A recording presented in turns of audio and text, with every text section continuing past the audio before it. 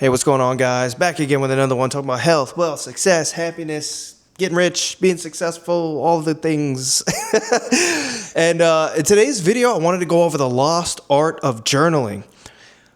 You must journal, right? This is another key factor that nobody wants to talk about when it comes to getting successful, is you have to journal. All of the most, I don't even know if that makes sense. Majority of the successful people, if not all of them throughout history, they always journal. Journaling is a key factor in becoming successful. It's definitely a lost art, right? When it comes to our minds, when it comes to ideas, we still don't understand the mind. We still don't understand where we get our thoughts from. We pull ideas from the ether. We don't know where they come from, right? When it comes to making a TV or the thought process on how to make a cell phone, that came from somewhere. Nobody really understands where that came from. But humans, we pull ideas from the ether. And you need to be able to journal in order to go back to those thoughts later on and to go back over them, because you'll have an idea that comes in and then, it'll go out and it'll go away and you'll forget that idea. So you always need to journal. I have a bunch of notebooks here, right? I journal everything. Some of these earlier notebooks that I have, these bigger ones right here, like I like to read, right? And when I read my books, I read my books. So I will first read the book, then I will highlight it, and then I will write down key factors from each chapter in these notebooks. And I'm like, yo, you got a lot of time on your hands, but it is so important to get this information in, and I want to get it in as much as possible. And for me, that is getting it in 3 ways. You got to read it, you got to highlight it, you got to write it down. So many notebooks. I have other notebooks. I got notebooks on how to trade options, doing stock market options trading. I got strategies in here for later that I can use. I got a whole notebook on real estate, home buying guide, how to buy a house, flip it, do contracts and options on house buying. I got this is a really good notebook. Like, I haven't looked at this one in a while, but if you look at now, I don't watch these guys anymore, but the majority of my understanding of the stock market was from Earn Your Leisure, right? Those guys, they still do their podcast every day on YouTube or every, week or whatever. Again, I don't watch these guys anymore. But when I started investing, like, this was key. I went to their YouTube page.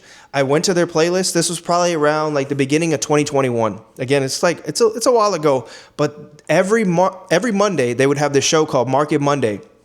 And they just started in 2020, when everything got shut down.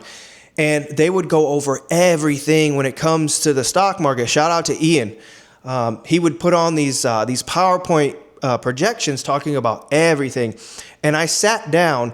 I think it might have just been one weekend. I just took an entire weekend. I grabbed a notebook. I went to their playlist. I clicked play on episode 1, and I wrote down every key thing that I needed to learn about the stock market, ETFs, what sites to go to, how to trade options, how to understand the Greeks, the thetas, the gammas, understanding option trading, understanding how to trade stocks, understanding how to read candle charts, understanding the stock market, just everything. I journaled it and I went back over it. And it's funny because, a buddy of mine back then asked me, like, how did I know so much about the stock market? And I told him exactly what to do. You think he did it? No. I told him, hey, take a weekend, sit down, go through these playlists. Now, the episodes were about 2 hours a piece, and I would play them on 2X, right? So now I'm doing an episode in an hour, and I'm just going through jotting. This is my entire weekend. I'm studying, I'm writing things down. I'm getting my understanding on this information.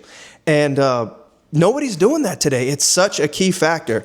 And then I just have my regular notebook. Again, when you have these ideas and thoughts, whatever it is, right? When it comes to business, how to make money, how you're feeling at the time, you need a notebook. Just go to Walmart. They're selling these notebooks in the arts and crafts aisle, and just get a notebook, get a good pen, and just journal your thoughts. It's like, oh man, that's for girls. Like, no, man, you need to understand when you get an idea, it's coming from somewhere beyond this realm. I know that sounds woo-woo, mystical, magical, but it's not coming from here. It's not coming from this physical realm. We get it from somewhere else and bring it into this physical realm through our mind. And when you get an idea, whatever it may be, you need to jot that idea down and come back to it later, right? We have so many thoughts going through our head all day, every day, and they're just in and out, in and out, in and out. And you need to write the important ones down so you can go back later and reflect on them. Yeah, man, it's such a lost art to journal. Nobody's doing it anymore. And I heard from somebody, it was actually Oliver Velez, and it was somebody else as well who talked about this. When it comes to journaling, like so many successful people, they journal. They get an idea, they jot it down, they come back to it later. Nobody's doing that today, right? And when you understand your thoughts come from somewhere else outside of this realm, and when you get an idea, good or bad, it's good to write that down. Like, hey, where did that come from? Why did I think about this? How was I feeling today? It's a great idea to just come back to your thoughts no matter what they are, whether, when it comes to ideas about business and how to make money and trade stocks or whatever, or if it's just how you're feeling for the day. How did this make me feel? Do I want to work around these people anymore? Do I even like this job anymore? Do I want to do something different? Again, journaling is so key. It's so important. Nobody's doing it today, but it's helped me out a lot. It helps a lot of people out that are super successful. They always talk about journaling. They always talk about putting their thoughts down, coming back to them later, going over, their day, putting a plan together, right? So many people don't plan their day. They're just, if they're not working, they're just floundering. They have no plans. They have no structure. Putting a plan together. What does my day look like? What do I want to do in the future? Where am I going in my life? Plan this stuff. Write it down. Think about it. Go back over and reflect. Okay, like this time last year, oh, isn't that funny? I said I wanted to do X, Y, and Z. Did I accomplish that? I set out 6 tasks for the year. I got 3 done. How come I didn't knock out the other 3? What do I need to do? What do I need to go back over? What didn't I finish for the year? Right? All of these things will help you become a more successful person in life. And it's just a lost art, man. I just wish so many more people would start journaling. It can change your life when you put your thoughts down on paper and you're able to go back over them. It'll change your life. And again, you'll be able to plan your life better. And when you can plan your life better, you can prepare for the future better. And then you will actually see yourself walk into the future.